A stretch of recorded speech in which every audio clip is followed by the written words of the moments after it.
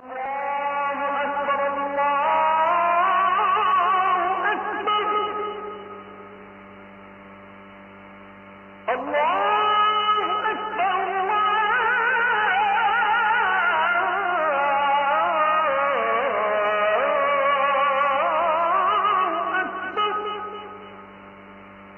এই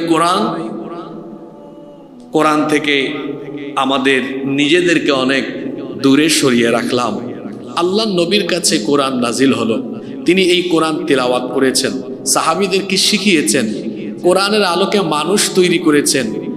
এতটুকুতে তিনি দায়িত্ব শেষ করেননি। তারপরে এই কোরআন দিয়ে এমন এক সমাজ ব্যবস্থা, এমন এক অর্থ ব্যবস্থা, এমন এক রাষ্ট্র ব্যবস্থা প্রতিষ্ঠা করে গেলেন, যা কিয়ামত পর্যন্ত গোটা পৃথিবীবাসীর জন্য দৃষ্টান্ত হয়ে থাকবে।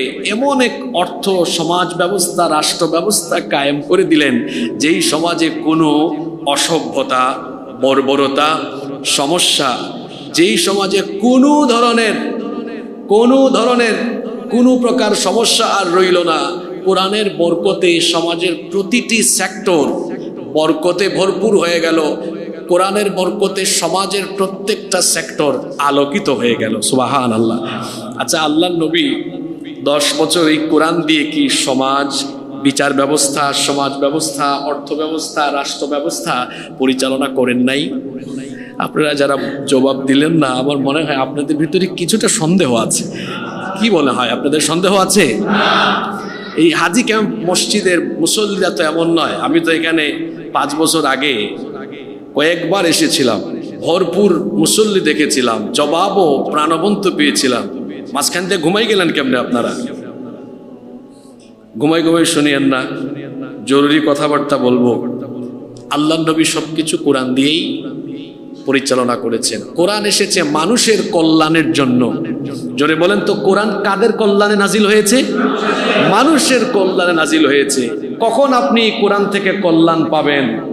যখন আপনি এই কোরআনের আইন কানুন বিধিবিধান আপনার জীবনের সব সেক্টরে আপনি মেনে চলবেন, তখনই আপনি ফায়দা পাবেন, কল্যাণ পাবেন। কারণ মানব কল্যাণেই কোরআনের আইন দিয়েছেন কে?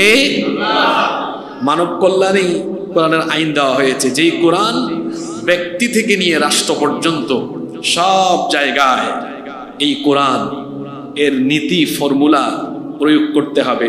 কিন্তু আশ্চর্য, আমরা 90% মুসলমান হয়েও আমরা রাষ্ট্র ব্যবস্থায় কোরআনের আইন প্রয়োগে কি ফায়দা আছে, উপকার আছে, আগে তো বেনিফিট বুঝতে হবে। এই বেনিফিট আমরা বুঝি না। কেন বুঝি না? আমাদের অধ্যয়ন কম, স্টাডি কম। আমরা বুঝি না যে কোরআনের আইন বিধিবিধান থাকলে আমার গোটা রাষ্ট্র, গোটা দেশের মানুষ, সমাজের মানুষ কি ফায়দা পাবে, এটা আমরা অনেকে জানি না। এজন্য আজকে আমরা কথা বলবো রাষ্ট্র ব্যবস্থায় কোরআনের আইনের প্রয়োজনীয়তা। এ বিষয়ে আমি মোট 12টি পয়েন্ট আপনাদের সামনে আজকে তুলে ধরব ইনশাআল্লাহ। নাম্বার 1, নাম্বার, কেন রাষ্ট্র ব্যবস্থায় আল্লাহর আইন, আল্লাহর কিতাবের আইনের দরকার?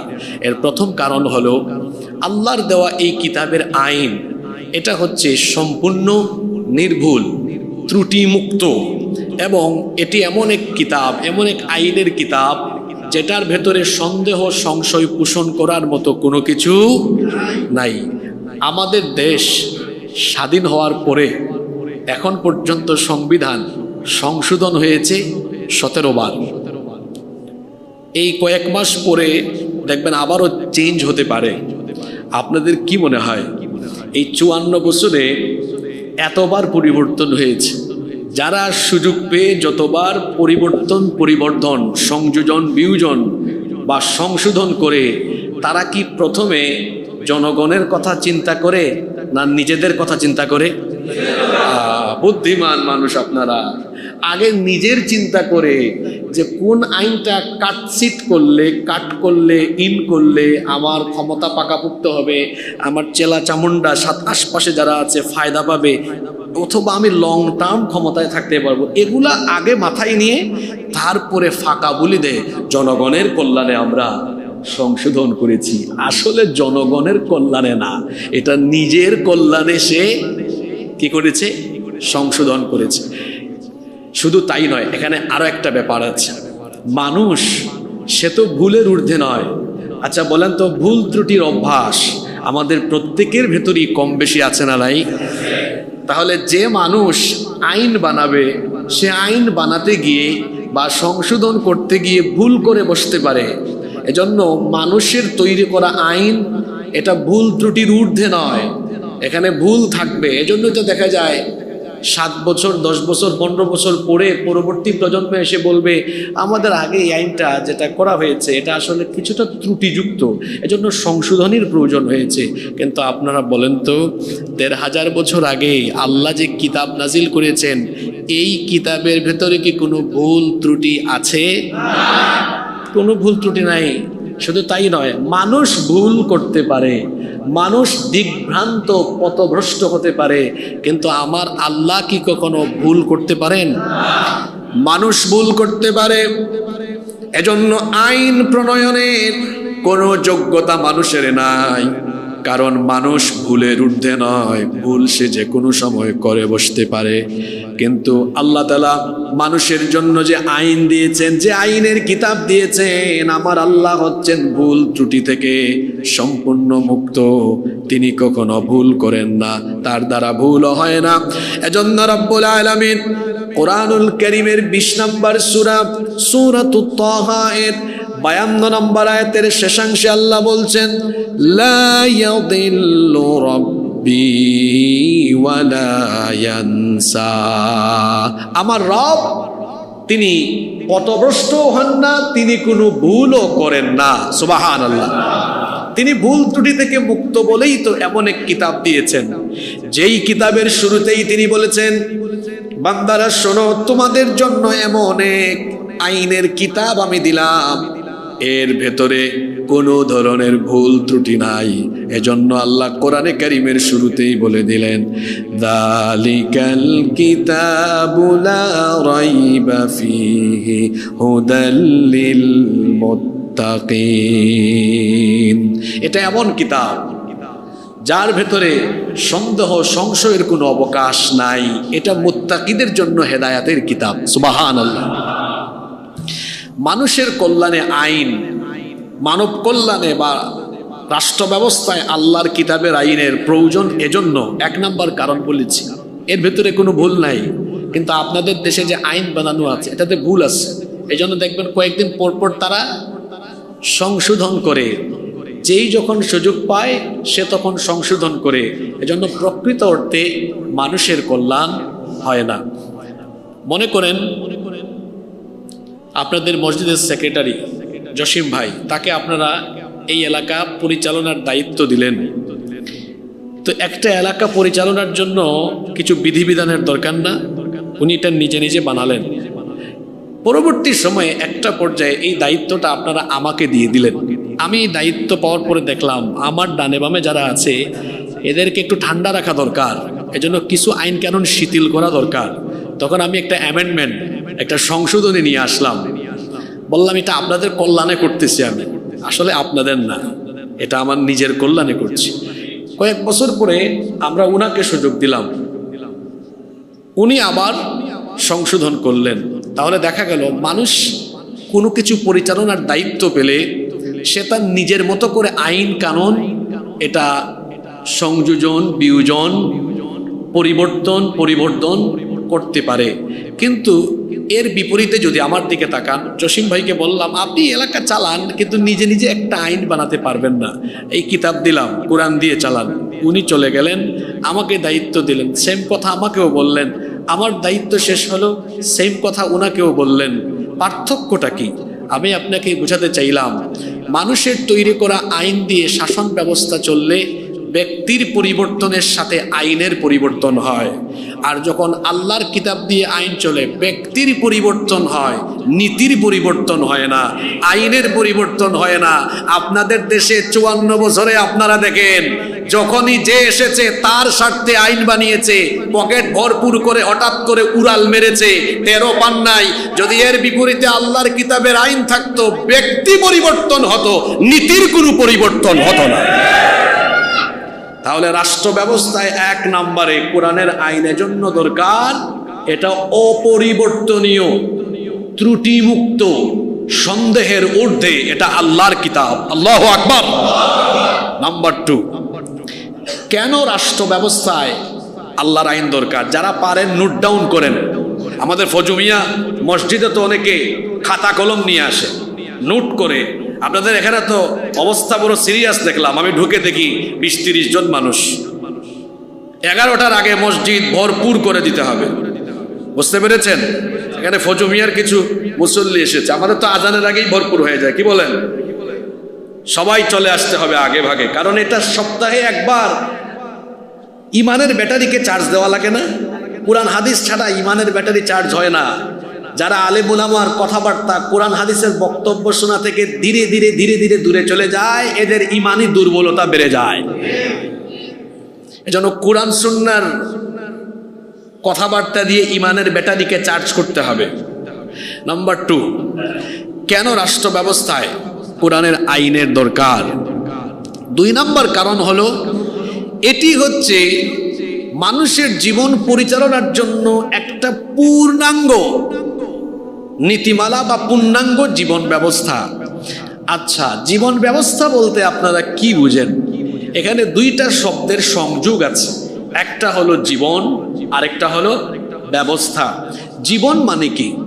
জীবন মানে হলো, মনে করেন এক লোক জন্মগ্রহণ করেছে 1980 সালে, মৃত্যুবরণ করেছে 2024 সালে, তাহলে 1980 থেকে নিয়ে 2024 পর্যন্ত এই সময়ের সমষ্টির নাম হলো জীবন।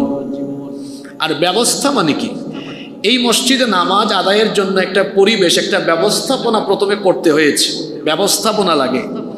জীবন ব্যবস্থা মানে হলো জন্ম থেকে নিয়ে মৃত্যু পর্যন্ত আমাদের জীবন চালাবার, পরিচালনার জন্য যা যা দরকার সবকিছুর পূর্ণাঙ্গ ব্যবস্থাপনা যেই কিতাবের ভেতরে আছে, ওই কিতাবের নাম হলো আল কোরআন।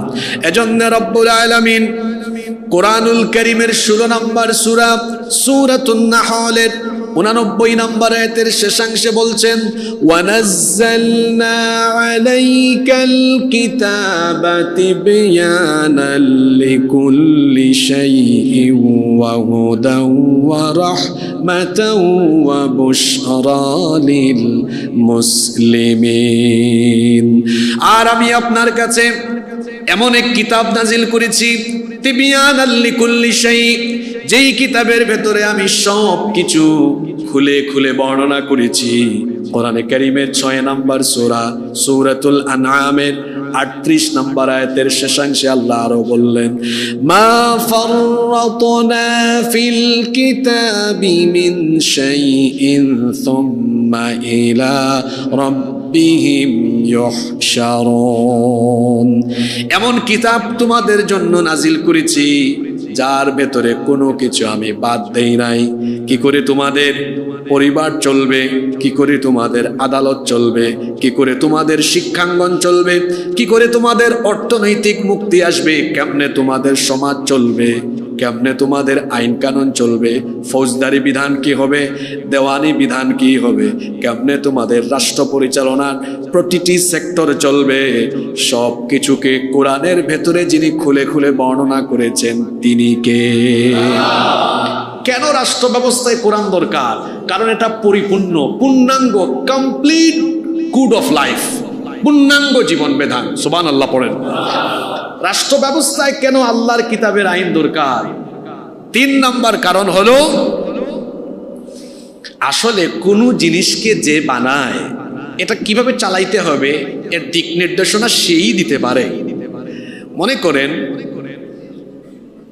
এই মাইক, এটা তো আমি বানাই নাই।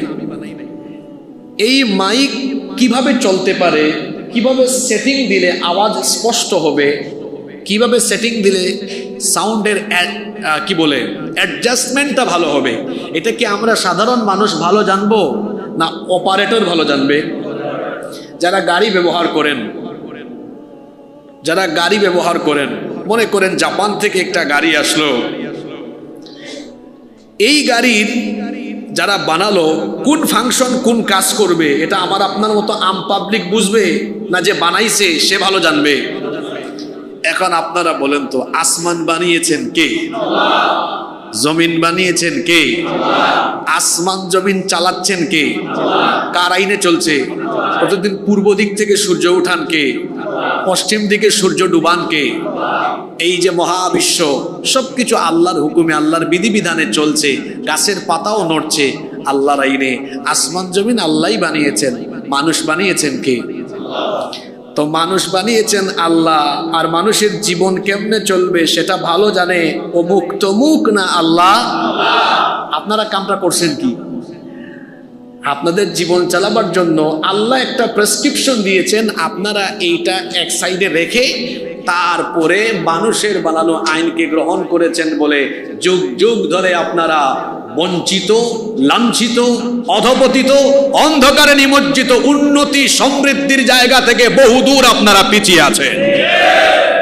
কারণ আপনারা আল্লাহর দেওয়া প্রেসক্রিপশন ফর্মুলাকে বাদ দিয়ে দিয়েছেন আর মানুষের ফর্মুলাকে গ্রহণ করে নিয়েছেন। মানে ব্যাপারটা হলো এমন, এখানে মাইক নিয়ে আসছে একজন আর সেটিং দেয় আরেকজন। যে এনেছে সেই সেটিং দিবে, তার সেটিং সুন্দর হবে। ঠিক তেমনি মানুষ বানিয়েছেন যিনি, আসমান জমিন বানিয়েছেন যিনি, আসমান জমিন যার, হুকুম বিধান আইনও চলবে তার। কোন নেতা নেত্রীর আইন চলবে না। কিসের নেতা, কিসের নেত্রী?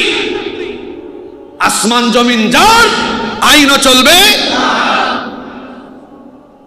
এই সাগর নদ নদী এত সুন্দর, বিশ্ব চরাচর, এটা কি তোমার মতো নেতা নেত্রী বানাইছে যে তোমার আইন চলবে? আমার রব বানিয়েছেন, আমার রবের হুকুমই এখানে চলবে, ঠিক কিনা? মানুষের কল্যাণের জন্যই আল্লাহর আইন। রাষ্ট্র ব্যবস্থায় কেন আল্লাহর আইনের দরকার? 3 নম্বর কারণ বলেছি, কারণ সবই আল্লাহ, এজন্য আইনও চলবে কার?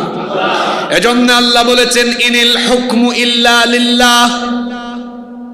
অর্ডার, হুকুম, আদেশের একমাত্র হক হলো আল্লাহর, তিনি ছাড়া আর কেউ হুকুম করতে পারে না। অন্য আয়াতে আল্লাহ বলেছেন আলা লাহুল খালকু ওয়াল আমর, সৃষ্টি যার, আইনও চলবে। নাম্বার 4, কেন রাষ্ট্র ব্যবস্থায় কোরআনের আইন বা আল্লাহর আইনের দরকার? আল্লাহর আইন ছাড়া যত আইন আছে পৃথিবীতে সব অন্ধকার। জোরে বলেন, সব কি?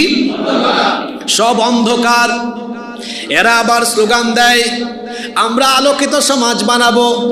তোরা কিয়ামত পর্যন্ত আলোকিত সমাজের স্লোগান দিয়ে দিয়ে মুখের ফেনা বের করে ফেলবি, তারপরেও তোরা কখনো আলোকিত সমাজ আর রাষ্ট্র বানাতে পারবি না।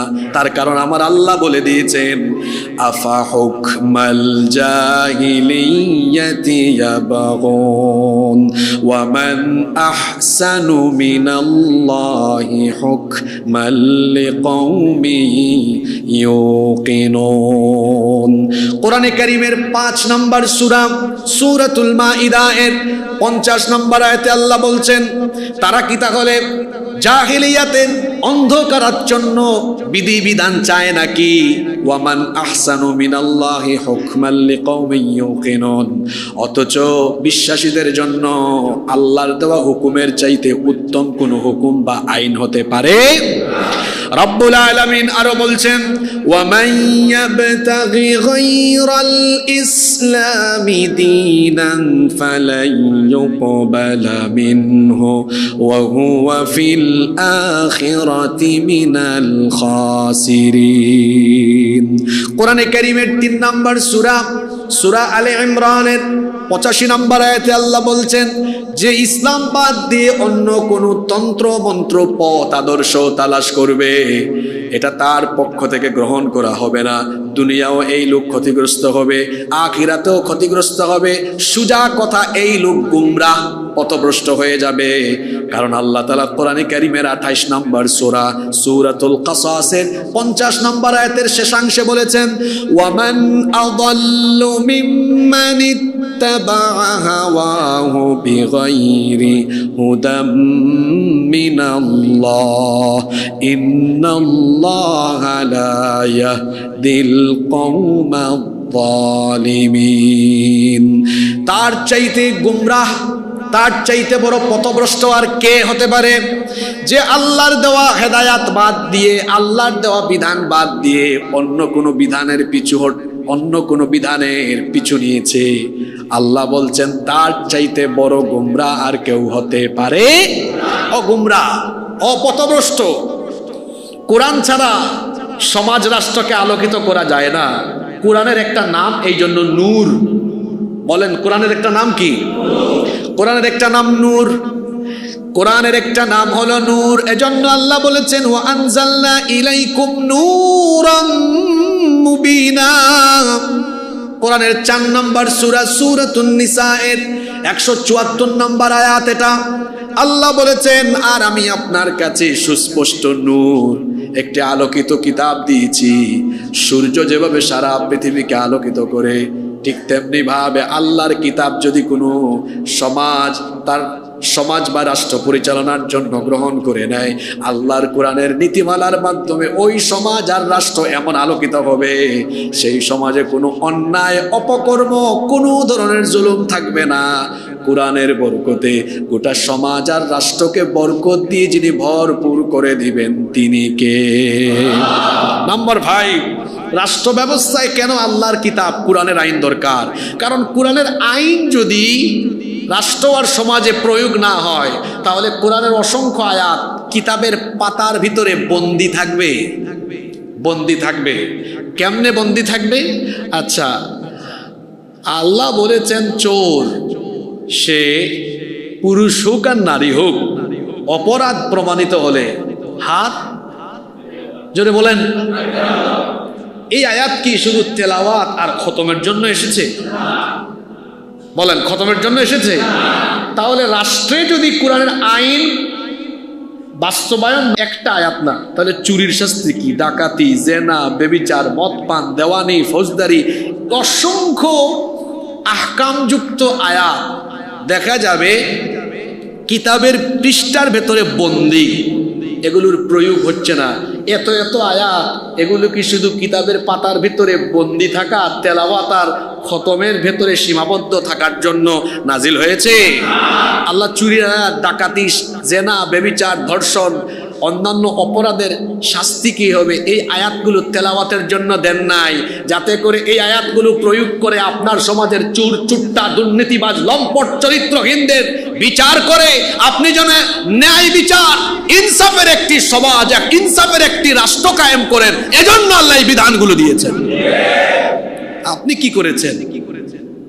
সামনে রমজান মাস আসতেছে, হুজুর পড়েন, পিছন থেকে শুনতেছে আরে বাপরে বাপ কি তেলাওয়াত, এটা কি তেলাওয়াতের জন্য এসেছে শুধু? এটা যেমন একদিকে তেলাওয়াত হলে হৃদয়টা ভরে যায়, আসলে কোরআন তেলাওয়াতে মজাই লাগে, তাই না?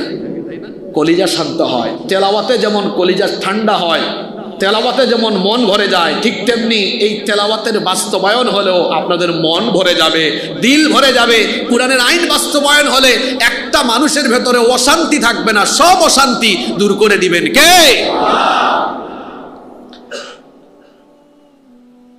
কোরআনের আইন অনেক আয়াত কিতাবের পাতার ভিতরে বন্দী হয়ে যাবে যদি রাষ্ট্র এবং সমাজে কোরআনের আইন প্রতিষ্ঠা না হয়। তাহলে আল্লাহ যে বললেন এতগুলো আয়াত, আমর বিল মারুফ নাহি আনিল মুনকারের অনেক আয়াত আছে না? আল্লাহ আপনাদেরকে একটা দায়িত্ব দিয়েছেন। দায়িত্ব দেওয়ার আগে আল্লাহ আপনাদের আইডেন্টিটি তুলে ধরেছেন। কি আইডেন্টিটি শোনেন? কোরআনুল কারীমের 3 নম্বর সূরা সূরাতু আলে ইমরানের 110 নম্বর আয়াতে আল্লাহ বলছেন কুনতুম খায়রা উম্মাতিন উখরিজাত লিন-নাসি তা'মুরুনা বিল মা'রুফি ওয়া তানহাউনা 'আনিল মুনকারি ওয়া তু'মিনুনা বিল্লাহ। আল্লাহ বলছেন কুনতুম খায়রা উম্মাহ, তোমরা সর্বোত্তম শ্রেষ্ঠ জাতি। আমরা কি জাতি? শ্রেষ্ঠ জাতি এমনি এমনি হওয়া যায় না, একটা দায়িত্ব আছে, এটা পালন করলে শ্রেষ্ঠ জাতি হওয়া যায়। দায়িত্বটা কি? আল্লাহই বলেছেন। দায়িত্ব হলো তা'মুরুনা বিল মারুফ, তোমরা সৎ কাজের আদেশ দিবে, ওয়া তানহাউনা আনিল মুনকার, অসৎ কাজের নিষেধ দিবে। কথা এটা বুঝে থাকলে বলেন, সৎ কাজের আদেশ না অনুরোধ? ঘুমাই গেছেন নাকি কেউ কেউ? ওই 5 বছর আগের পরিবেশ ফিরাই আনেন, যেভাবে জবাব দিতেন ওভাবে বলেন, সৎ কাজের সবাই বলেন সৎ কাজের। এটা তো একটা ক্লাসের মতো, উভয় পক্ষের রেসপন্স থাকা লাগবে, নইলে তো আপনি বুঝবেন না। সৎ কাজের আদেশ, অনুরোধ নয়। এবার আপনার সমাজ আর দেশের দিকে তাকান, আপনি তো কোরআন হাদিসের কথা বাস্তব ভিত্তিক বলতে হবে, তাই না? তা আপনার সমাজে সৎ কাজের আদেশ চলে না অনুরোধ চলে? আদেশ চলে না? দেখি আপনি কি চাইলেই এখন আদেশ করে হুকুম করে বাংলাদেশ থেকে মদ বন্ধ করতে পারবেন? তো পরে দেখান তো আমারে। রমজান মাসে হোটেল রেস্টুরেন্ট যেন বন্ধ থাকে, আমরা কি আলেম ওলামা চাইলে আদেশ করতে পারি না হুকুম করতে পারি? মাননীয় সরকার আমাদের দাবিগুলা মেনে নেন। আমাদের 4 দফা, আমাদের 6 দফা, 9 দফা, 13 দফা, 15 দফা দাবি মেনে নেওয়ার অনুরোধ রইল। কাদিয়ানীদেরকে রাষ্ট্রীয়ভাবে কাফের ঘোষণা করার অনুরোধ করছি, দাবি আদায়ের জন্য অনুরোধ করছে। আল্লাহ বলেছেন ইসলামের ব্যাপারটা অনুরোধের নয়, ইসলামের ব্যাপারটা হলো কি? জোরে বলেন, ইসলামের ব্যাপারটা কি? আমরা কি আদেশের জায়গায় পৌঁছাতে পেরেছি? কিছুদিন আগে ঢাকায় সোহরাওয়ার্দী উদ্যানে একটা দাবিতে সব আলেমরা একটা সমাবেশ করেছিলেন। এটা হচ্ছে খতমে নবুয়ত সমাবেশ। মানে কাদিয়ানীরা তো কাফের, তাই না? এদেরকে যারা কাফের বলে না, এরা আখেরি নবীকে আখেরি নবী মানে না। এজন্য বাংলাদেশের সব আলেমরা এক মঞ্চে এসে, পীর মাশায়েখরাও এসেছেন, এসে তারা একটা দাবি তুললেন। এই দাবি বহু পুরনো, 54 বছর ধরেই তারা এই দাবিটা করছেন। সেটা কি? যে কাদিয়ানীরা এই দেশে তারা রাষ্ট্রের নাগরিক হয়ে সব নাগরিক সুবিধা নিয়ে বসবাস করুক, আমাদের কোনো আপত্তি নাই। তারা এই দেশে সব সুযোগ সুবিধা নিয়ে বাস করবে, অসুবিধা নাই। অসুবিধাটা হলো আইডেন্টিটির জায়গায়। তারা নিজেদেরকে মুসলমান পরিচয় দিতে পারবে না, কারণ তারা তো আখেরি নবীকে আখেরি নবী মানে না। সুতরাং হিন্দু, বৌদ্ধ, খ্রিস্টান সহ অমুসলিমরা যেভাবে এই দেশে শান্তিতে আরামে নিরাপদে বাস করছে, কাদিয়ানীরাও এই দেশে শান্তিতে নিরাপদে আরামে বাস করবে। শুধুমাত্র আইডেন্টিটি বদলাতে হবে। সেটা কি? তোমরা কাফের। তারা কি? কাদিয়ানীদেরকে যে কাফের বলে না, সেও কাফের। 54 বছর ধরে আমরা অনুরোধই করতেছি, আমাদেরকে কলা দেখাইয়া মূলা খাওয়ায়। ঠিক আছে ঠিক আছে, সুযোগ পাই তারপরে করবো নে। করেছে কেউ তো করে নাই। আপনারা বিভিন্ন সময় ইসলাম আর মুসলমানদের স্বার্থে দাবি দাওয়া নিয়ে যান, অনুরোধ করেন, আপনাদেরকে খুব তুচ্ছতাচ্ছিল্য করে অনেক সময় মাঝে মাঝে ওই যে বললাম কলা দেখায় মূলা ঝুলায় দেয়। আর কতকাল সম্মানিত হুজুরেরা অনুরোধের জায়গায় পড়ে থাকবেন? ইসলাম অনুরোধের জায়গায় থাকার জন্য আসে নাই, বরং হুকুমাতের আদেশের প্রত্যেকটা জায়গায় আল্লাহর দ্বীন ইসলামকে নিয়ে অনুরোধ নয়, আদেশ করে করে, হুকুম করে করে অন্যায়কে বন্ধ করা হবে, ভালো কাজকে চালু করে দেওয়া হবে। এখন আলেমরা এক হয়ে গেছেন। আপনারা খুশি না বেজার? পাশের দেশের দাদা বাবুদের মন খারাপ, তাদের রাতের ঘুম হারাম। আবার আলেমদের এই ঐক্য দেখে আমার দেশে ভারতের 5 আটা গুলাম আর আধিপত্যবাদী শক্তিদেরও কলিজায় আগুন ধরে গিয়েছে। তাদের ব্যাপারে আমার বক্তব্য হলো, আল্লাহর কোরআনের ভাষায় বলছি, মুতু বিগাইদিকুম, তোমার জ্বালাপুরা নিয়ে তুমি জ্বলে পুড়ে ছাই হয়ে যাও, এতে আমাদের কিচ্ছু করার নেই। এদেশে আলেমরা ঐক্যবদ্ধ হয়েছেন, এই কারণে আমরা বহু বছর ধরে, বহু যুগ ধরে আমরা দেখে আসতেছি আমাদেরকে কলা দেখায়া মূলা ঝুলায় দেওয়া হয়। আমরা বহু বছর ধরে দেখে আসতেছি ইসলাম আর মুসলমানদের থেকে সিম্পেথি নিয়ে নিয়ে পরবর্তীতে ইসলাম আর মুসলমানদের স্বার্থের বিরুদ্ধে কাজ করা হয়। এখন আমরা একজুট হয়েছি, সবকিছু দেখেছি আমরা। এখন উলামা মাশায়েখ, পীর মাশায়েখদের নেতৃত্বে, আলেম উলামাদের নেতৃত্বে আমরা আগামীর বাংলাদেশকে ইসলামের বাংলাদেশ হিসাবে দেখতে চাই। আপনারা দেখতে চান কি চান না? হুজুররা শুধু এই মিম্বরে বসে বক্তব্য দিতে জানেন না, হুজুররা পার্লামেন্টে ঢুকে দেশকেও পরিচালনার যোগ্যতা রাখেন। এখন সেই সময় এসেছে, সুযোগ এসেছে। আপনারা এটা চান কি চান না?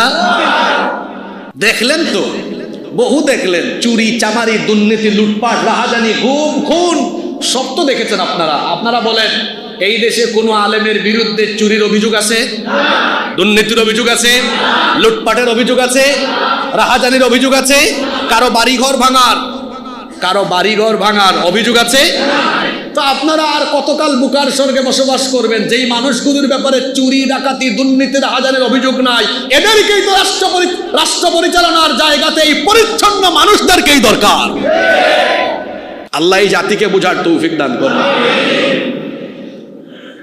বলছিলাম রাষ্ট্র ব্যবস্থায় কোরআনের আইনের 5 নম্বর প্রয়োজনীয়তা। এটা যদি রাষ্ট্র ব্যবস্থায় না থাকে তাহলে তো কোরআনের অনেক আয়াত কিতাবের পাতার ভিতরে বন্দী হয়ে যাবে, এগুলোর বাস্তবায়ন কোনোদিন হবে না। নাম্বার 6 নম্বর, বাকি পয়েন্টগুলো আগেই বলে রাখি, খুব সেন্সিটিভ, মনোযোগ দিয়ে শুনবেন।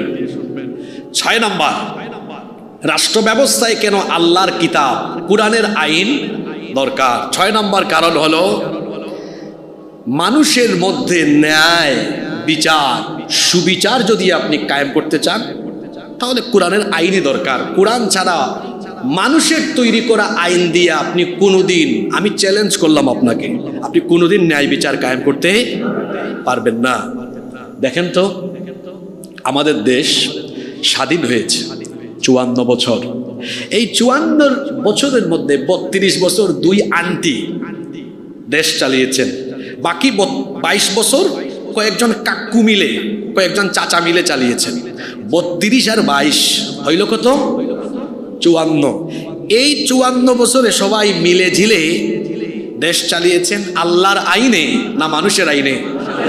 তাদের আদালতগুলোও চলেছে, এখনো তো আদালতগুলো চলছে। আপনাদের দেশের আদালতগুলো ব্রিটিশদের থেকে ধার করা পেনাল কোড দিয়ে, এই আইন দিয়েই চলছে। এতে আপনারা কত লাভবান হয়েছেন, লাভের জায়গাটা দেখাই।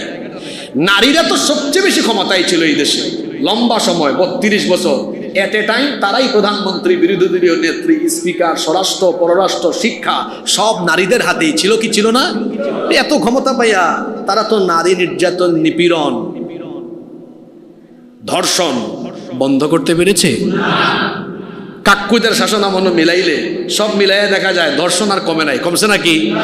কয়েক মাস আগে মাগুরায় একটা মেয়ে 8 বছর বয়স, তার নামটা যেন কি, আসিয়া, এক পরিবারের 3 নরপিশাচ আমার বোনটির উপরে পাশবিকতা চালায়।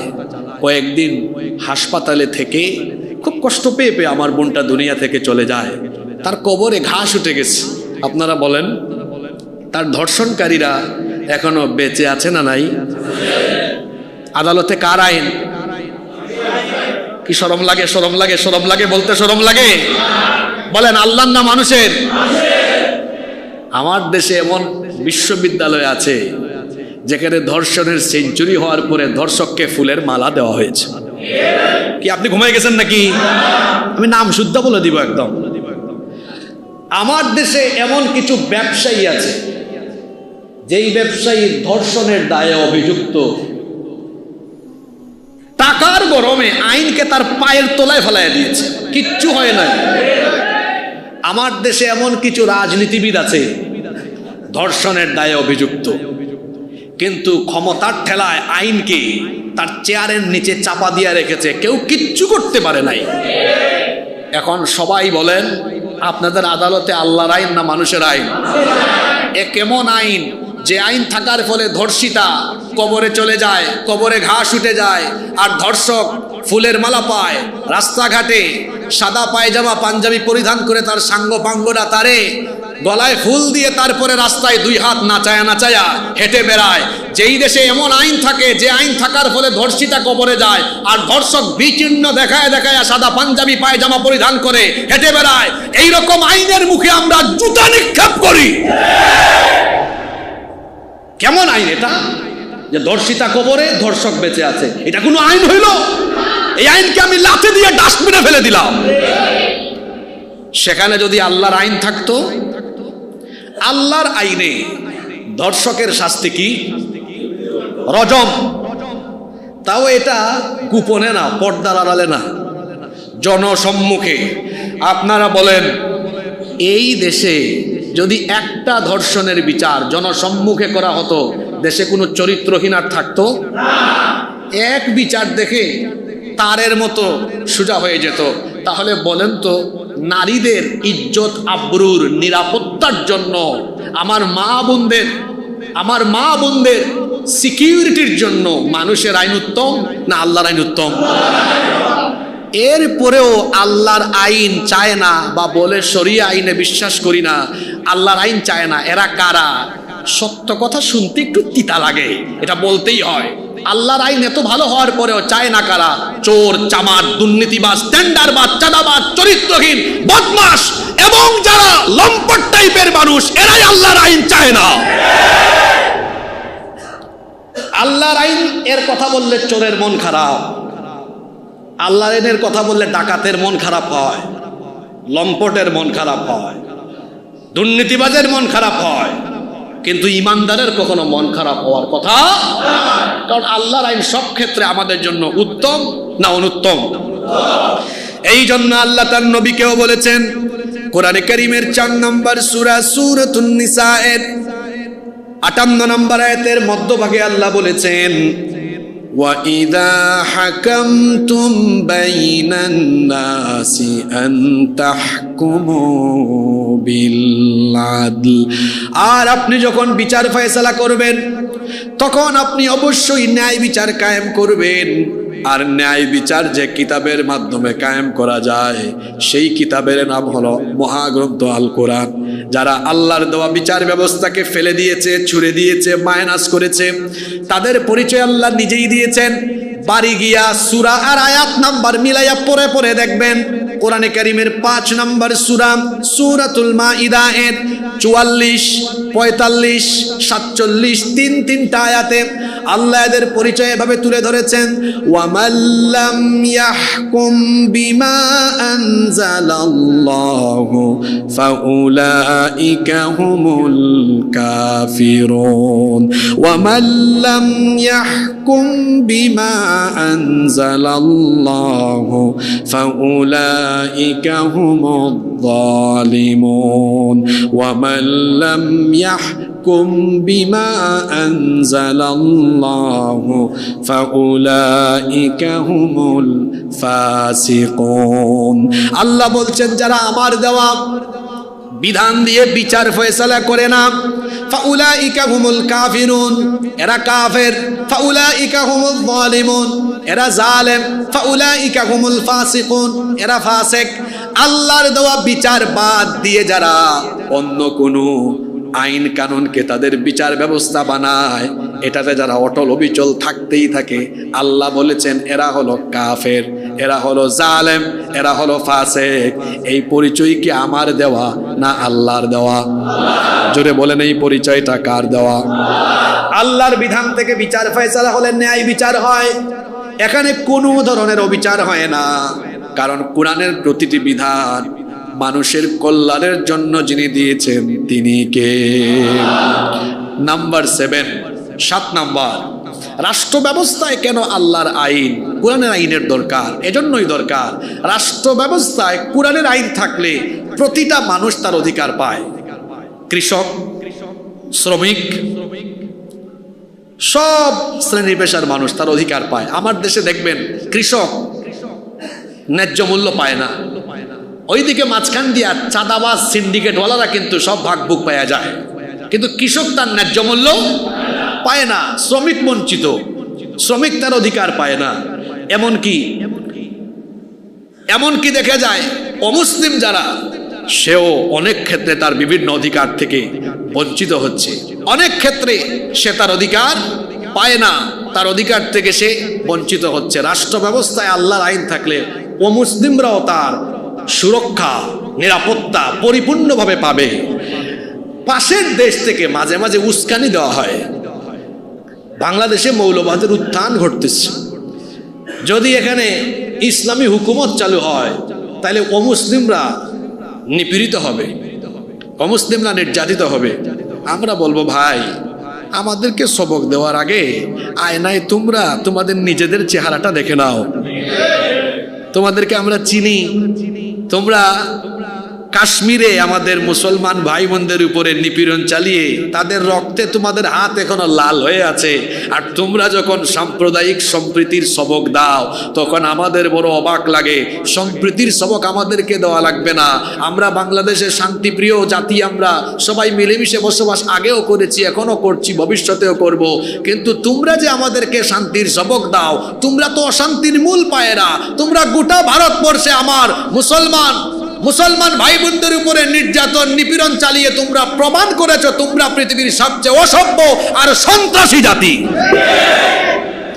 আমার দেশে আমরা কি কোনো হিন্দুর মন্দির পুড়াই? আমরা কি কোনো অমুসলিমের বাড়িঘর জ্বালিয়ে দেই? তাদের ব্যবসা প্রতিষ্ঠান লুট করি? তাদের উপাসনালয়ে হামলা চালাই? তাদের বাড়িঘর দখল করি? ইসলাম কি শিক্ষা আমাদেরকে দেয়? না, ইসলাম আমাদেরকে শিক্ষা দেয় কোনো অমুসলিমের দেবতাকেও গালি দিও না, তাদের উপাসনালয়ে হামলা চালাইও না, তাদের উপর জুলুম করো না, তাদেরকে সুরক্ষা দাও, নিরাপত্তা দাও, নিরাপত্তায় যেন কোনো ব্যত্যয় না ঘটে। তাহলে যে দিন ইসলাম এত সুন্দর শিক্ষা আমাদেরকে দেয়, যে কোরআন আমাদেরকে এত সুন্দর প্রেসক্রিপশন দেয়, সেই মুসলমানরা কি কখনো অমুসলিমদেরকে কোনো ক্ষতি সাধন করতে পারে? এজন্য আমি আমার দেশের হিন্দু, বৌদ্ধ, খ্রিস্টান, অমুসলিম ভাই বোনদেরকে বলবো, আপনারা এদের প্ররোচনায় প্ররোচিত হবেন না। কারণ হলো, মায়ের কোলে শিশু যেমন নিরাপদ, ঠিক তেমনি ভাবে ইসলামী হুকুমতের অধীনে থাকা প্রতিটি মুসলমানের কাছে অমুসলিমরাও সম্পূর্ণ নিরাপদ। কেউ আপনাদের কোনো ক্ষতি করতে পারবে না, আমরা আপনাদের নিরাপত্তা দিব। আপনাদের ধর্ম আপনাদের যেমনে মন চায় আপনাদের পূজা ওভাবে করেন, যেমনে মন চায় আপনাদের পূজা, আপনাদের উৎসব, আপনাদের সব কাজ আপনারা করেন। কারণ লাকুম দীনুকুম ওয়ালিয়া দিন, তোমার দিন তোমার, আমার দিন তোমার। ধর্ম তোমার যেমনে মন চায় পালন করো, আমি ওখানে বাধা দিতে যাব কেন? আমার বাধা দেওয়ার কোনো কারণ নাই। তোমার কাজ তুমি করো, আমার কাজ আমি করি। সুতরাং দেশে অমুসলিম যারা আছে ভাই, আপনারা আপনাদের উপাসনা, পূজা অর্চনা, আপনাদের কাজ কারবার, ব্যবসা বাণিজ্য সব আপনারা নিরাপদে করেন। আপনাদের নিরাপত্তার জন্য মুসলমানরা প্রয়োজনে আপনাদেরকে সহযোগিতা করবে। আমাদের দ্বারা কখনো আপনাদের কোনো ক্ষতি হবে না, কারণ শত শত হাজার বছরের অতীত ইতিহাস প্রমাণ করে আমাদের দ্বারা কখনো কারো কোনো ক্ষতি হয় নাই। পাশের দেশের দাদারা আজকে যে উল্টাপাল্টা কথা বলে, ব্যাককলের দল। এই ভারতবর্ষ সুদীর্ঘ সময় 800 বছর আমার পূর্বপুরুষ মুসলমানরা শাসন করেছে। আমরা কি কখনো কোনো মন্দির পুড়িয়েছি, দখল করেছি? বরং আজকে যারা মুসলমানদেরকে মৌলবাদ বলে বলে, মুসলমানদেরকে আজকে যারা জঙ্গিবাদ বলে বলে, মুসলমানদেরকে যারা পৃথিবীতে সন্ত্রাসী পরিচয় করিয়ে দিতে চাও, সেই দাদাদেরকে বলতে চাই, তোমরা যে কি জাতের কুখ্যাত সন্ত্রাস এটা তো আমরা জানি। আমার পূর্বপুরুষ মুসলমান শাসকরা 800 বছর ভারত পরিচালনা করলো, শাসন করলো, একটা মন্দিরও দখল করলো না। 1947 থেকে ব্রিটিশরা চলে যাওয়ার পর থেকে 2025 এই 74-75 বছর ধরে তোমরা হিন্দুরা ভারত পরিচালনা করো। এই 74-75 বছরে তোমাদের রেকর্ড কিন্তু ভালো না। তোমরা আমাদের শত শত বছরের ঐতিহ্য, বাবরি মসজিদ দখল করে রাম মন্দির বানিয়ে পৃথিবীর 200 কোটি মুসলমানদের কলিজায় আগুন লাগিয়ে দিয়েছো। তোমরা আমাদেরকে সভ্যতা সবক দাও, আয়নায় নিজেদের চেহারা দেখো। আমাদের পূর্বপুরুষরা কোনো অমুসলিমের উপাসনালয় দখল করেনি, আমরা করছি না, কেউ কোনোদিন করব। আয়নায় নিজেদের চেহারা দেখো। বাংলাদেশে সাম্প্রদায়িক সম্প্রীতি এটা আমরা ধরে রাখবো। হিন্দু, বৌদ্ধ, খ্রিস্টান, মুসলমান সব আমরা মিলেমিশে আছি, মিলেমিশেই থাকবো। আমাদের এই সম্প্রীতির ভেতরে কোনো অপশক্তি ফাটল ধরাতে পারবে। তাহলে 7 নম্বর বলছিলাম, রাষ্ট্র ব্যবস্থায় আল্লাহর আইনের জন্য দরকার। আল্লাহর আইন থাকলে সব ধর্ম বর্ণের মানুষও নিরাপদে শান্তিতে থাকবে, কারো কোনো অসুবিধা হবে। 8 নম্বর, আল্লাহর আইন রাষ্ট্র ব্যবস্থা এই জন্য দরকার, মানুষের মত প্রকাশের স্বাধীনতা থাকবে, মত প্রকাশের স্বাধীনতা থাকবে, বাক স্বাধীনতা কেড়ে নেওয়া হবে না। আল্লাহর আইনের পরিবর্তে মানুষের আইন যে সমাজে চলে, বেশিরভাগ জায়গায় দেখবেন বাক স্বাধীনতা কেড়ে নেওয়া হয়। কিচ্ছু বলতে পারবেন না, আপনি কিচ্ছু বলতে পারবেন না, বললেই হামলা মামলা, গুম খুন, কত কিছু হয়। কিন্তু আপনারা জানেন, ইসলামের সেই সোনালী ইতিহাস আপনাদের জানা আছে যে জুমার দিনে খলিফার কেন 2 টুকরা কাপড়? সামনাসামনি সাধারণ জনগণ প্রশ্ন করেছে, আপনি জবাব দেন কি আপনারা ওমর রাদিয়াল্লাহু আনহুর ইতিহাস জানেন না? হ্যাঁ, তাহলে বাক স্বাধীনতা ছিল কি ছিল না? বাক স্বাধীনতা ছিল। আমাদের সোনালী ইতিহাস বলে শাসকরা জনগণের সামনে জবাবদিহি করতেন। কোনো জনগণ যদি শাসকের ভুল ধরতো, শাসকের সামনে কথা বলতো, তারা বিনয়ের সাথে প্রশ্নের জবাব দিতেন। এমনকি বিচার ব্যবস্থায় তারা হস্তক্ষেপ করতেন না। কিন্তু আপনি পৃথিবীর ইতিহাস তালাশ করলে দেখবেন, যেখানেই মানুষের তৈরি করা আইন আছে, বিচার ব্যবস্থাকে কুক্ষিগত করে তাদের যেমন মন চায় তেমনি তারা বিচার ব্যবস্থাকে ব্যবহার করে। নাম্বার 9, সময় তো শর্ট, এই জন্য অল্প অল্প করে বলতে হচ্ছে। 9 নম্বর, রাষ্ট্র ব্যবস্থায় আল্লাহর আইন এজন্যই দরকার। আল্লাহর আইন থাকলে সমাজে অপরাধ প্রবণতা বাড়বে না কমবে? কমবে। আপনাদের দেশে চুরি ডাকাতি তো কমে না, আরো বাড়ে। গত রাতে আমি কুমিল্লার 14 গ্রাম থেকে মাহফিল করে আসতেছি। এই যে এটাকে কি বলে, আগে তো ডায়মন্ড টাচ ছিল, এটা এখন পিবিআই হয়ে গেছে। পিবিআই এর একটু আগে আমি গাড়ি থেকে দেখলাম 2 জন মোটর সাইকেল দিয়ে এসে রাত 1:30 বাজে, এক পুরুষ আর নারী, একটা বিয়ে থেকে তারা যাচ্ছে, ব্যাকটেক নিয়ে দৌড় মারছে। আর আমাদের দেশে তো চলাফেরা এখন খুব মুশকিল, তাই না? এই যে আমি গত 2 মাসে কমসে কম 15-16 বার ডাকাতির সম্মুখীন হয়েছি রাতের বেলা। তো এই যে এত অশান্তি, অপরাধ প্রবণতা, একটা ডাকাত ধরে কোরআন দিয়ে বিচার করেন, একটা চোর ধরে কোরআন দিয়ে বিচার করেন। কালকে 12 কোয়ার্টারে যে চুরি, যে ছিনতাই আমার চোখের সামনে দেখলাম, এরে যদি ধইরা কোরআন দিয়ে বিচার করতেন, গোটা চট্টগ্রাম মহানগরীতে যত শেষরা ছিনতাইকারী আছে, এক বিচার দেখে তারের মতো সুদা হয়ে যেত। যদি আপনি শান্তির সমাজ চান, সুশৃঙ্খল সমাজ চান, আল্লাহর আইনের কোনো বিকল্প। এই 10 নম্বর পয়েন্ট বেশি গুরুত্বপূর্ণ। আজকের গোটা আলোচনা মনে রাখতে না পারলেও এইটা নিয়ে বাড়ি যাবেন আজকে ইনশাআল্লাহ। ভাই, আপনি মানুষকে যতই বুঝান, মানুষের পেটে খাবার দরকার, আগে পেট ভরা থাকা দরকার। আল্লাহর আইন যে সমাজে থাকবে, সেই সমাজের একটা মানুষও ক্ষুধার্ত থাকবে না, অসচ্ছল থাকবে না, গরিব থাকবে না, সেই সমাজের একটা মানুষও না খাইয়া মরে যাবে না। আল্লাহর আইন যেখানে থাকবে, ওই সমাজের প্রতিটা মানুষের পেটে খাবার থাকবে, প্রতিটা মানুষ সচ্ছল স্বনির্ভর হয়ে যাবে। সুবহানাল্লাহ। কেমনে হবে? ভালো করে শুনেন। মানুষের মুক্তির জন্য আল্লাহ একটা অর্থনৈতিক ফর্মুলা দিয়েছেন। অর্থনৈতিক মুক্তির একটা চমৎকার মেথোডোলজি, পদ্ধতি আল্লাহ দিয়েছেন। কিন্তু আমরা এই পদ্ধতি ভালোভাবে উপলব্ধি এবং অনুধাবন করতে আমরা অনেক পিছিয়ে আছি। মানুষের অর্থনৈতিক মুক্তির জন্য, বেকারত্ব, দারিদ্রতা দূরীকরণের জন্য আল্লাহ যাকাতের মতো চমৎকার একটা অর্থনৈতিক ফর্মুলা দিয়েছেন। কিন্তু আমার সমাজে, আমার দেশের বেশিরভাগ মুসলমানরা যাকাত ব্যবস্থার এই বেনিফিটের কথা তারা জানে না। তারা মনে করে যাকাত মানে হলো শাড়ি আর লুঙ্গি কিনে গরিবের মধ্যে বিতরণ করা। তারা মনে করে যাকাত মানে হলো গরিবকে বাসায় ডাইকা এরপরে 200, 300, 500 করে করে করে করে দিয়ে দেওয়া। এইভাবে যারা যাকাত দেয়, এদের যাকাত আদায় হয় না, এরা যাকাত বুঝেও নাই।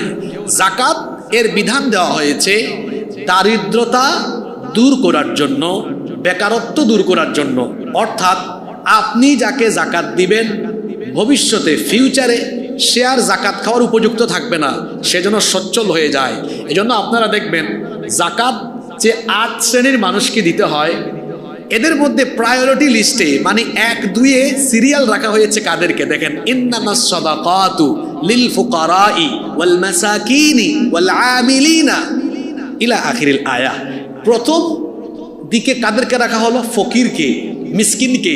কারণ আমাদের সমাজে এরাই নিঃস্ব, এরা অভাবী, এরা ঠিকমতো খাইতে পারে না, সংসার চালাইতে পারে না। এই জন্য 1 আর 2-এ এদেরকে আল্লাহ কেন রেখেছেন? যাতে করে একটা বৈষম্যহীন সমাজ প্রতিষ্ঠা হয়। ইসলাম এমন সমাজ চায় যেখানে সবার পেটে খাবার থাকবে। এমন হবে না যে একজন 3 বেলা খাবে আর একজন 1 বেলা খাইতে পারে না, এমন সমাজ হবে না। বরং এমন সমাজ হবে সবার পেটে খাবার থাকবে, সবার মধ্যে যেন সচ্ছলতা থাকে। এজন্য ইসলাম যাকাতের মতো এত সুন্দর একটা অর্থনৈতিক ফর্মুলা দিয়ে প্রায়োরিটি লিস্টে 1 এবং 2-এ এদেরকে রেখে দিল কেন? এদের গরিবী হালত, দুঃখ দুর্দশা যেন লাঘব হয়, দূরীভূত হয়ে যায়। আর এটা প্রয়োগেরও চমৎকার একটা পদ্ধতি আছে, যেই পদ্ধতি আমাদের অনেকের অজানা। আসুন ছোট এবং বড় 2টা উদাহরণ দিয়ে বুঝাই। মনে করেন এই হাজি ক্যাম্প শাহজি মসজিদ, এই মসজিদের যত মানে যে সকল ঘর নিয়ে বা যে পরিমাণ এলাকা নিয়ে এই মসজিদ ভিত্তিক সমাজ থাকে না আমাদের, যে সমাজটা গঠিত, মসজিদ থেকে একটা সিদ্ধান্ত হলো যে আমাদের সমাজের যাদের উপর জাকাত ফরজ নেশাব পরিমাণ মাল আছে, এদের সবার জাকাতের টাকাটা আমরা এই বছর এক জায়গায় করব। এবার তারা এক জায়গায় করে দেখলেন এর পরিমাণ দাঁড়ালো 2 লক্ষ টাকা। কত লক্ষ টাকা? এই 2 লক্ষ টাকা আপনারা চাইলে জনপ্রতি 500 করে দিয়ে সর্বমোট 400 জন মানুষকে আপনারা বিতরণ করতে পারবেন। কিন্তু এই 400 জন মানুষকে 500 করে টাকা দিলে এরা কি ধনী হয়ে যাবে? এক বেলা খাবে, পরের বেলা আবার ক্ষুধার্তই থেকে যাবে। কিন্তু এর বিকল্প হিসাবে আপনারা যদি 400 জন মানুষকে 2 লক্ষ টাকা না দিয়ে এই এলাকার একজন বিধবা বোনকে একটা সেলাই মেশিন কিনে দিলেন, আরেকটা পরিবার বড় অসচ্ছল, পরিবার চলে না, এই পরিবারের একটা ছেলেকে একটা রিক্সা কিনে দিলেন, আরেকটা ছেলেকে একটা কুটির শিল্পে লাগিয়ে দিলেন, আরেকজনকে একটা ছোট্ট টঙের দোকান করে দিলেন, এরকম 2 লক্ষ টাকা যদি 400 জনকে না দিয়ে 3-4 জনের বেকারত্ব লাঘবে দিয়ে দেন, এই 3-4 জন মানুষ কি আগামী বছর আর জাকাত খাওয়ার উপযুক্ত থাকবে? এটা তো আপনার ছোট্ট এলাকা দিয়ে আমি উদাহরণ দিলাম। এবার আসেন 90% মুসলমানের মধ্যে যাদের উপর জাকাত ফরজ, এখন যদি দেশে একটা জাকাত মিনিস্ট্রি, জাকাত মন্ত্রণালয় হয়, ইসলামী অর্থনীতিতে বিশেষজ্ঞ উলামা দ্বারা সেই মন্ত্রণালয় পরিচালিত হয়, তাহলে সারা দেশের মুসলমানদের সম্পদের হিসাব সরকারের কাছেই থাকবে। শুধুমাত্র যাদের উপর জাকাত ফরজ, বছর শেষে মোবাইলে মেসেজ আসবে, মিস্টার অমুক, এই বছর আপনার এত টাকা জাকাত এসেছে, আপনার পার্শ্ববর্তী সংশ্লিষ্ট অফিসে বা অমুক জায়গায় গিয়ে টাকাটা জমা করেন। এখন সারা দেশের মুসলমানদের মানে যাদের উপর জাকাত ফরজ আর কি, তাদের টাকাটা জমা হইল কয় জায়গায়? এক জায়গায়। মনে করেন অ্যামাউন্ট কম ধরে বুঝাই, বুঝতে সুবিধা হবে। মনে করেন এর পরিমাণ হলো 140,000 কোটি টাকা। একটা দেশের জন্য কি এই অ্যামাউন্টটা খুব বড় নাকি? না না না, এটা আপনাদের চট্টগ্রাম বিভাগের মানুষ যে পরিমাণ ধনী, চট্টগ্রাম দিয়েই টাকা বার হবে। আমি এটা ধরে নিলাম 140,000 কোটি টাকা। এখন দেখেন এই টাকাটা দিয়ে আপনি কিভাবে বেকারত্ব দূর করতে পারেন। 140,000 কোটি টাকা সরকারের কুশাগারে জমা। এবার আমি বললাম, আমি মানে সরকার বলল যে 70 লক্ষ বেকার, 64 ডিস্ট্রিক্ট থেকে 70 লক্ষ বেকারের একটা তালিকা করো। কত লক্ষ বেকার? 70 লক্ষ বেকারের একটা তালিকা করে এদেরকে ধাপে ধাপে ঢাকায় নিয়ে প্রত্যেকের হাতে 2 লাখ টাকার চেক দেওয়া হলো। ধরো বেকার আসো, 2 লাখ টাকা নাও, হাঁসের খামার করো, যাও মুরগির খামার করো, যাও বিদেশ চলে যাও, যাও তুমি এটা করো ওইটা করো। ওই দিনাজপুরের মানুষ, ওইখানে ধান বেশি হয়, যাও 2 লাখ টাকা দিয়ে 2-3টা গরু কিনে, হালের বলদ কিনে চাষাবাদ করো। আপনি যারে যে অঞ্চলে যেটা আছে ওই কাজে লাগাই দিলেন। তাহলে এই 140,000 কোটি টাকা 70 লক্ষকে বন্টন করছেন, প্রত্যেককে কত করে? ক্যালকুলেটর মেরে দেখেন, 70 লক্ষ গুণ 2 লক্ষ সমান হয় 140,000 কোটি টাকা। এই ফর্মুলাটা আমার না আল্লাহর? জোরে বলেন কার? তাহলে আল্লাহর দেওয়া ফর্মুলার ভিত্তিতে দেখা যাচ্ছে 1 বছরে কত লক্ষ যুবকের কর্মসংস্থান হলো? সবাই বলেন না কেন? এদিক থেকে বললেন না কেন? কত লক্ষ? 70 লক্ষ। এবার বলেন দেখি, এই ফর্মুলা যদি চলতেই থাকে, আপনাদের দেশে 10 বছর পরে একজন ক্ষুধার্ত, না খাওয়া, অসচ্ছল মানুষ, গরিব মানুষ আর থাকবে? সমস্যাটা কি আপনাদের? 54 বছর ধরে আপনার দেশে এখনো না খায়া রাস্তায় মানুষ ডাস্টবিন থেকে খাবার নেয়, এখনো খাবারের অভাবে মানুষের কাছে হাত পাতে, অন্যদিকে রাস্তায় জনসভা হয়, নেতা বক্তৃতা দেয়। আমাদেরকে সুযোগ দেয়, আমরা সুযোগ পেলে ক্ষুধা মুক্ত, দারিদ্রতা মুক্ত বাংলাদেশ গড়ব। হ্যাঁ, সুযোগ পাইলে 5 বছরে তার নিজের ক্ষুধাই মিটাইতে পারে না, সে বলে মানুষের ক্ষুধা মিটাবে। সুতরাং আর কতকাল এভাবে আপনারা ভুলে পড়ে থাকবেন? এরা ক্ষুধামুক্ত, দারিদ্রতা মুক্ত বাংলাদেশ বানাতে পারেনি। আমি চ্যালেঞ্জ করলাম, এরা তাদের নেতা নেত্রীর বানানো আইন দিয়ে কোনোদিন ক্ষুধামুক্ত, দারিদ্রতা মুক্ত বাংলাদেশ বানাতে পারবে না। আমি তো দায়িত্ব নিয়ে বলতে পারি, আলেমদেরকে দায়িত্ব দেন, 10 বছরে আমরা ক্ষুধামুক্ত বাংলাদেশ বানায় দিব। দায়িত্ব দেন, বললাম তো, চ্যালেঞ্জ করে বললাম, 10 বছরে দারিদ্রতা মুক্ত বাংলাদেশ আমরা বানায় দিব। কেন? আমরা রাষ্ট্র থেকে দূরে থেকেও আমাদের কাজ কারবার দেখেন না আপনারা? বাংলাদেশে কিছু আলেম আছেন যারা ফাউন্ডেশন ভিত্তিক, ট্রাস্ট ভিত্তিক, অর্গানাইজেশন ভিত্তিক কাজ করেন, অনেক সুন্দর সুন্দর কাজ করেন, আছেন না? জাকাত নিয়ে দেখছেন, রিক্সা কিনে দেয়, সেলাই মেশিন দেয়, হ্যাঁ, বিদেশ পাঠায় দেয়, দোকান করে দেয়, দেখছেন কিনা? হ্যাঁ, এদেশের আলেমরা জনগণের থেকে পয়সা নিয়ে জনগণের কাছে দেয়, রাস্তার ধারে দাঁড়ায় জনসভা করে, যারা মানুষের উন্নয়নের কথা বলে, এরা জনগণের পকেটের টাকা নিয়ে নিজের উদর পূর্তি করে, আর বিদেশে তারা বাড়ি গাড়ি করে। সময় এসেছে বদলানোর, বদলে যাওয়ার, বদলে দেওয়ার, বদলে যাওয়া বদলে দেওয়ার সময় এসেছে।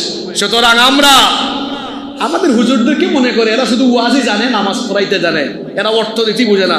তোমাদের চেয়ে অর্থনীতি ভালো আমরা বুঝি। বাংলাদেশে এখন দেখবেন অনেক আলেম ওলামারা অর্থনৈতিক সেক্টরকেও নেতৃত্ব দিচ্ছেন, ব্যবসা বাণিজ্য উদ্যোক্তা আছেন না অনেকে? আমার দেশে সম্পদের অভাব নাই, আছে ভালো মানুষের অভাব। ড্রাইভার ভালো থাকা লাগে।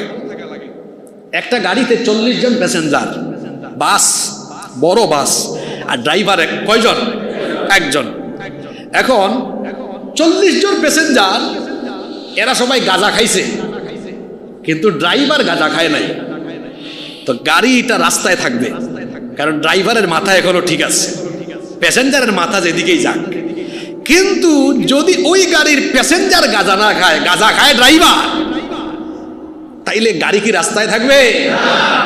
একটা গাড়িকে সঠিকভাবে পরিচালনার জন্য যেমন যোগ্য ড্রাইভার দরকার, ঠিক তেমনি একটা সমাজ, সভ্যতা, রাষ্ট্রকে নেতৃত্ব দিয়ে সমৃদ্ধির জায়গায় নিয়ে যাওয়ার জন্য সৎ, আমানতদার, চরিত্রবান শাসকের দরকার।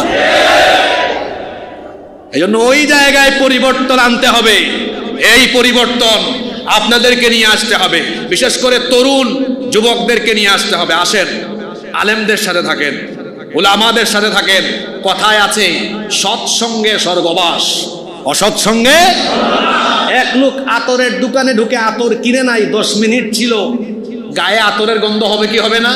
আরেক লোক বিড়ি খায় না, রাস্তায় এক বিড়ি ঘুরের সাথে কুলাকুলি করছে, শরীরে বিড়ির গন্ধ হবে কি হবে না? হবে। কথা দিয়ে কি বুঝাতে চাইলাম? আতরের সাথে থাকলে যেমন শরীরে গায়ে আতরের সুবাস হয়, ঠিক তেমনি আলেম উলামা, কুরআনওয়ালা, ইসলামওয়ালাদের সাথে থাকলে নামাজ সহ অন্যান্য সকল ভালো ভালো আমলগুলো নিজের উপরে এসে আসর করতে থাকে। এজন্য তো আমরা বলি, হয় আলেম হন, নইলে ছাত্র হন আলেমের, নইলে আলেমের শাগরিদ হন, আশেপাশে থাকেন। আর বিড়ির খুরের সাথে কুলাকুলি করলে যেমন বিড়ির গন্ধ হয়, তেমনি চোর, চামার, বেনামাজি, দুর্নীতিবাজ, লুটপাটকারী, চরিত্রহীন লম্পটদের সাথে থাকলে আস্তে আস্তে নিজের চরিত্র খারাপ হতে থাকে।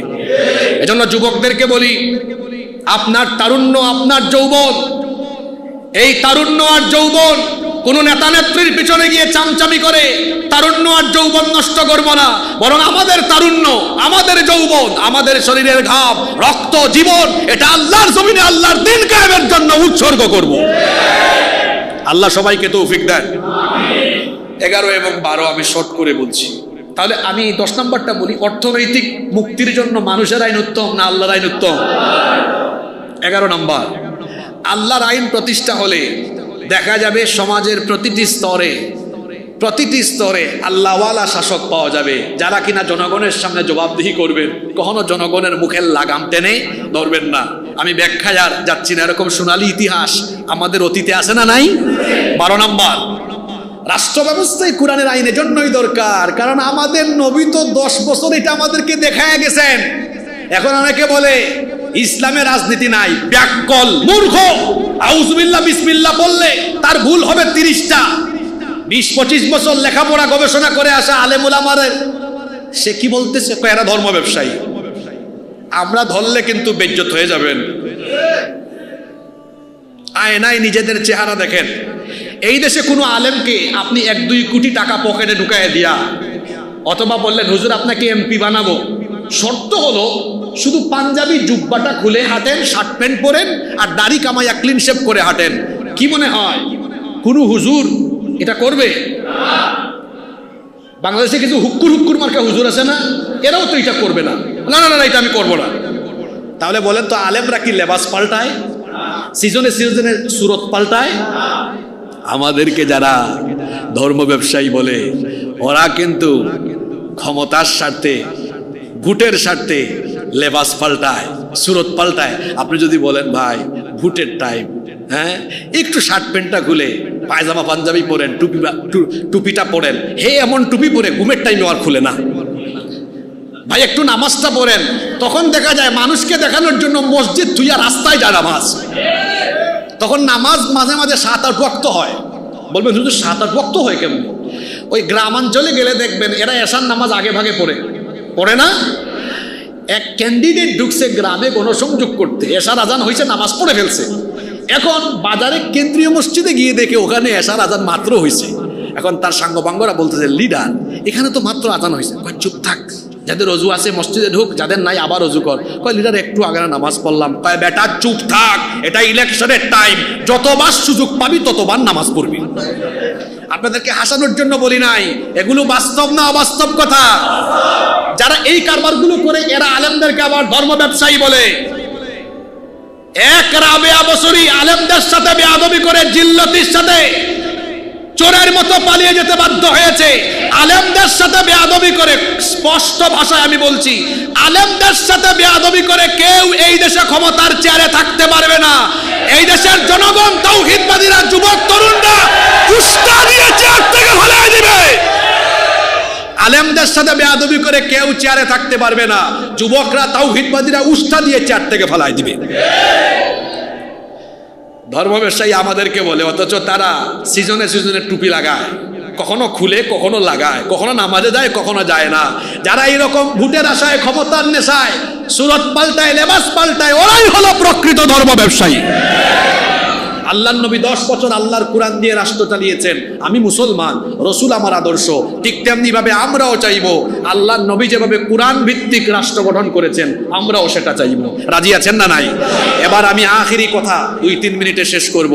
এই যে আমরা রাষ্ট্র ব্যবস্থায় কোরআনের আইনের প্রয়োজনীয়তা, ফায়দা বা কোরআনের বহুবিধ ফায়দার কথা আমরা জানি না, কেন জানেন?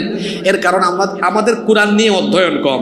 আর এটা খুব পরিকল্পনা করে করা হয়েছে। আমরা যেন কোরআনের সৌন্দর্য না বুঝি, আমরা যেন কোরআনটা ভালো করে বুঝতে না পারি, এজন্য দেখেন আমাদের শিক্ষা ব্যবস্থা থেকে কোরআনকে উঠিয়ে দেওয়া হয়েছে। আপনাদের দেশের স্কুল কলেজে কোরআন আছে নাকি? হাদিস আছে? নাই। শিক্ষা ব্যবস্থায় এখন মারাত্মক দশা। শেষে আমি শিক্ষা ব্যবস্থা দিয়ে শেষ করতেছি। এই জন্য এখন কোন মাস? ডিসেম্বর মাস। আপনাদের বাচ্চারা বার্ষিক পরীক্ষা দিচ্ছে। এই যে জানুয়ারি মাসে বাচ্চাদেরকে নতুন প্রতিষ্ঠানে আপনাদেরকে ভর্তি করাতে হবে, অথবা অনেকের সন্তান হয়েছে 4-5 বছর, এই বছর থেকে শুরু হবে না? সতর্ক থাকতে হবে। আপনার সন্তানকে শিক্ষা দেওয়ার ক্ষেত্রে আপনার সন্তান যেন অবশ্যই সবার আগে দিন পায়, দিনই শিক্ষাটা যেন সে পায়। এজন্য অনুরোধ করব, শিক্ষা প্রতিষ্ঠান বাছাইয়ের ক্ষেত্রে আপনারা প্রত্যেকেই এখন সচেতন হবেন। আমি ক্লাস 1-এর বই হাতে নিয়ে দেখি, সেখানে লিখেছে আতা গাছে তুতা পাখি, ডালিম গাছে মৌ, এতটা কি তবু কথা কও না কেন বউ। শিখাইতেছে কি দেখছেন? কি আশ্চর্য কথা! আমাদের বাচ্চারা এগুলো শেখার কোনো দরকার আছে? আমাদের দেশে শিক্ষা ব্যবস্থার একটা সংকট চলছে, স্কুলেও মাদ্রাসায়ও। স্কুলে ওরা ইংরেজি, গণিত, বিজ্ঞান, সোশ্যাল স্টাডিজ, ICT, সায়েন্স সবই শিখছে, কিন্তু কোরআন নাই, হাদিস নাই, দিন শিক্ষা থেকে বঞ্চিত। মাস্টার ডিগ্রি কমপ্লিট করে এরপরে দেখা যায় 5 ওয়াক্ত নামাজ কিভাবে আদায় করতে হয় জানে না, কোরআন শরীফ শুদ্ধ করে পড়তে পারে না। তাহলে এই শিক্ষাটা কি পূর্ণাঙ্গ না সংকটাপন্ন? মাদ্রাসার দিকে যদি যান তাহলে দেখবেন হাতে গোনা অল্প কয়েকটা মাদ্রাসা ব্যতীত বেশিরভাগ মাদ্রাসায় কোরআন, হাদিস, ইসলামিক স্টাডিজ এগুলো চর্চার ব্যাপক সুযোগ থাকলেও তারা আবার ইংরেজি, বিজ্ঞান, প্রযুক্তি এগুলো থেকে বহু পিছিয়ে আছে। অনেক হুজুর আছে কম্পিউটারে মাউস ধরতে পারে না, একটা স্লাইড প্রেজেন্টেশন দিতে পারে না। এমন হুজুর হইতে আপনারা কে বলছে? আপনার অর্জিত দ্বীনি জ্ঞান এটা আধুনিক বিশ্বে পৌঁছে দেওয়ার জন্য আপনার কি বিজ্ঞান, প্রযুক্তির জ্ঞান আপনার মধ্যে থাকার দরকার আছে না নাই? তাহলে দেখা যাচ্ছে আমাদের দেশের স্কুল, কলেজ, মাদ্রাসা উভয় দিক পরিপূর্ণ না সংকটাপন্ন? সংকটাপন্ন। এই সংকট কাটিয়ে ওঠার জন্য আপনাদেরকে সিদ্ধান্ত নিতে হবে যে কিভাবে আমরা কাটিয়ে উঠবো। এজন্য প্রতিষ্ঠান বাছাই করবেন যেখানে আল্লাহর দ্বীনও আছে, আধুনিক জ্ঞান বিজ্ঞানও আছে। আপনাদেরকে দাওয়াত দিয়ে যাচ্ছি, এই যে কাঁচা রাস্তার মোড়ে একটি প্রতিষ্ঠান আমি নিজেই তৈরি করেছি রওদা একাডেমি। আপনারা হয়তো অনেকে দেখেছেন, এটা ফুল অ্যারাবিক এবং ইংলিশ ভার্সনের। আমাদের দেশে ইংলিশ মিডিয়াম অনেক প্রতিষ্ঠান কিন্তু চট্টগ্রাম মহানগরীতে আছে, কিন্তু অ্যারাবিক মিডিয়াম অনেক জায়গায় নেই। এজন্য আমরা এটা করেছি অ্যারাবিক মিডিয়াম, ইংলিশ মিডিয়াম। এখানে তিনটা জিনিসকে আমরা গুরুত্ব দিই। এক নাম্বার, সবার উপরে আল্লাহর কিতাব কোরআন। আমাদের দেশে বহু আলিয়া মাদ্রাসায় এখন কোরআন ছাত্ররা শুদ্ধ করে পড়তে পারে না, এমনকি আলিয়া মাদ্রাসার বহু প্রিন্সিপাল আছে কোরআন শুদ্ধ করে পড়তে পারে না। এটা আলিয়া মাদ্রাসার একটা দুর্বলতা বলতে পারেন। কওমি মাদ্রাসার অবস্থা এই ক্ষেত্রে কিছুটা ভালো আছে আলহামদুলিল্লাহ। তো আমরা রওদা একাডেমিতে সবার আগে আল্লাহর কিতাবকে প্রায়োরিটি দিচ্ছি। সিলেবাসকে এমনভাবে সাজিয়েছি যাতে ক্লাস 2 কমপ্লিট করার সাথে সাথে আপনার বাচ্চা ইলমে কেরাতের উপরে পূর্ণাঙ্গ দখল আসে, যাতে করে তার তাজবিদ সহ বিশুদ্ধ তেলাওয়াত শিখে ফেলতে পারে, ওভাবে সাজানো। দ্বিতীয় পর্যায়ে আমরা এখানে সবচেয়ে বেশি গুরুত্ব দিয়েছি আরবি এবং ইসলামিক স্টাডিজকে। আরব বিশ্বের কারিকুলামটা আমরা এখানে অ্যাপ্লাই করার চেষ্টা করছি, যাতে আমাদের বাচ্চারা আরবি ভাষায় পারদর্শী হয়। এমন শিক্ষার্থী সন্তান হবে অনর্গল ইংরেজি বলবে, অনর্গল আরবিও বলবে। এরপরে থার্ড পর্যায়ে আমরা ইংরেজির জন্য ক্যামব্রিজকে ফলো করে এর সাথে আমরা আইসিটি সায়েন্সের একটা সমন্বয় ঘটিয়ে কম্বাইন্ড একটা কারিকুলামের মাধ্যমে একটা ব্ল্যান্ডেড কারিকুলাম দিয়েছি, যেটাকে আমরা বলি ইন্টিগ্রেটেড কারিকুলাম। যার ফলে আমাদের বাচ্চারা পরিপূর্ণ যোগ্যতা নিয়ে বড় হবে। ও একদিকে সুন্দর করে কেরাত পড়বে, আরবি জানবে, ইংরেজি জানবে, জ্ঞান বিজ্ঞান সব কিছু তার জানা থাকবে। এভাবে 12 পর্যন্ত, ইন্টারমিডিয়েট পর্যন্ত পড়বে। এরপরে যে আলেম হওয়ার আলেম হবে, যে ডাক্তার হওয়ার ডাক্তার হবে, ইঞ্জিনিয়ার হওয়ার ইঞ্জিনিয়ার হবে, ব্যারিস্টার হবে ব্যারিস্টার হবে, যে কোনো প্রফেশনে সে যেতে পারবে। তাছাড়া আমাদের এখানে বিশেষায়িত হিফজের ব্যবস্থা রেখেছি, যাতে আন্তর্জাতিক মানের হাফেজও বানানো যায়। আমি জসিম ভাই সহ এই মসজিদের দায়িত্বশীল যারা আছেন তাদের সহ আপনাদের সবাইকেও আমি দাওয়াত দিয়ে যাচ্ছি। আপনারা আপনাদের সন্তানদেরকে নিয়ে বা আপনারা আমাদের ক্যাম্পাস ভিজিটে আসবেন, আমাদের অফিসে আসবেন, আমি আপনাদেরকে দাওয়াত দিচ্ছি। আমরা সবাই আসুন কোরআন শিখি, কোরআন বুঝি, আমাদের সন্তানদেরকে আল্লাহর দ্বীন শিখিয়ে আমরা তাদেরকে চক্ষু শীতলকারী সন্তান হিসেবে গড়ে তোলার প্রাণান্তকর প্রচেষ্টা করি। আল্লাহ তাআলা আমাদের সবাইকে সেই তৌফিক দান করুন। হাদা মা ইনদি ওয়াল ইলমু ইনদাল্লাহ। ওয়াসসালামু আলাইকুম ওয়া রাহমাতুল্লাহ।